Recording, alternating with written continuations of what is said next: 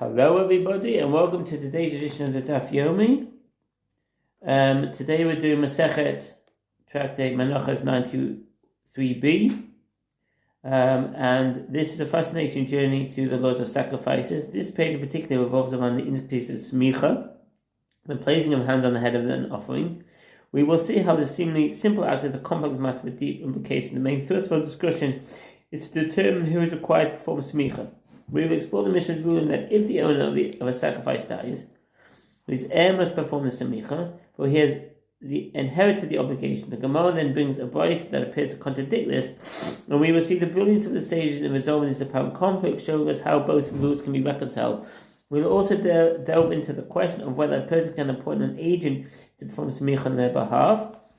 The discussion touches on the very nature of personal obligation representation. The Gemara concludes that his offering teaches us that only the owner himself can perform this act, as it is a personal expression of atonement and connection. The Daf concludes by bringing additional verses to teach us that only the owner of the offering can perform the smicha and not his wife or Gentile.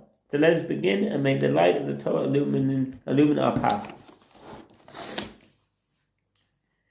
So, just ending off from the last moment, a question was brought by the Gemara. The Gemara asks, and according to the one who said that the exclusion of a blind person is derived from the burnt offering of appearance, what is the reason that he does not derive this from the placing of hands performed by the elders of the congregation? The Gemara answers, he holds that one derives the halachot of an offering of an individual from the halachot of another offering of an individual, such as the burnt offering of appearance. One does not derive halacha of the offering of an individual from the halacha of communal offering, e.g. the bull bought for community-wide violation. The Gemara asks, and according to the one who said that the exclusion of a blind person derived from the placing of hands performed by the elders of the congregation, what is the reason that he does not derive it from the burnt offering of appearance?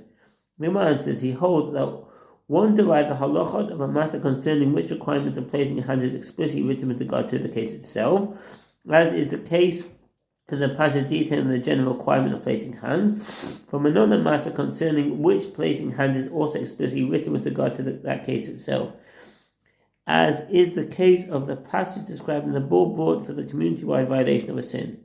This serves to exclude the possibility of deriving the halachot from those of burnt offering of appearance, as a requirement to place hands upon it not explicitly written in the Torah with regard to it, but rather it itself is derived from the requirement stated with regard to a voluntary burnt offering. This is as the Tana taught in